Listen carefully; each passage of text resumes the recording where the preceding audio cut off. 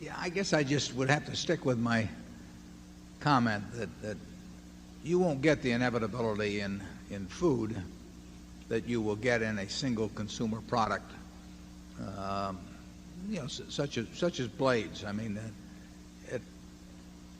if I'm using a Gillette sensor blade today, the chances are I'll try the next generation that comes out. It'll be the Sensor Excel right now, but if I will try the next one that comes out, obviously, but I will not fool around at all in between. And a very high percentage of people that shave, including women shaving, they're happy with the product. It's not expensive. It's $20-odd a year, if you're a typical user.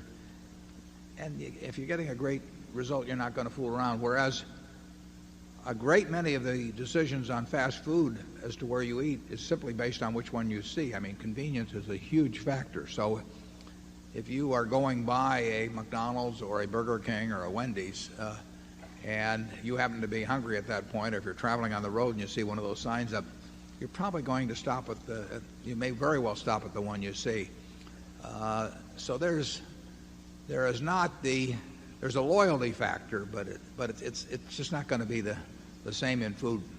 People want to vary I don't. I mean, I'm happy to eat every day, but most people want to vary where they eat as they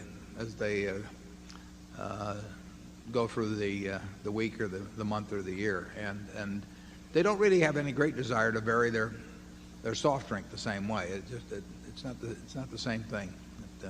So there's no knock on McDonald's at all. It's just the nature of the kind of industry they're in. Charlie? I can't think of anybody else who before McDonald's ever did what McDonald's did to create a chain of restaurants on such a scale that worked. Oh, Howard Johnson's tried. Yeah, there were a lot of failures. Some of you were old enough around Omaha to remember Reed's. Harkert's. Or Harkett's hamburgers. Harkett's wholesome hamburgers. Right.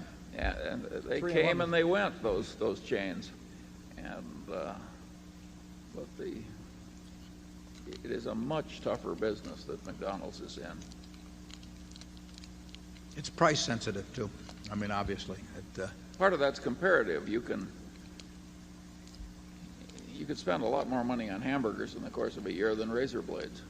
I mean, you can't save that much by changing razor blades. Yeah, the average person will buy 27 in the United States, 27 Sensor Excels a year. That's one every roughly 13 days, and I don't know what the retail price is because they give them free to us as directors, but if they're $1, it's $27. I mean, and it makes a lot of difference. That's what's happening, of course, around the world, is people that are using cheap double-edged blades or whatever, is they keep moving up the comfort scale and the comfort ladder, and Gillette is a direct beneficiary of that. And the difference between having great shaves and very so-so shaves and lots of nicks and scratches and everything is $10 a year or $12 a year. I mean, that's not going to cause many people to change their habits. And incidentally, the sensor for women has just been a huge success. I think they've had more razors go out on that than the same period when the original sensor came out for men.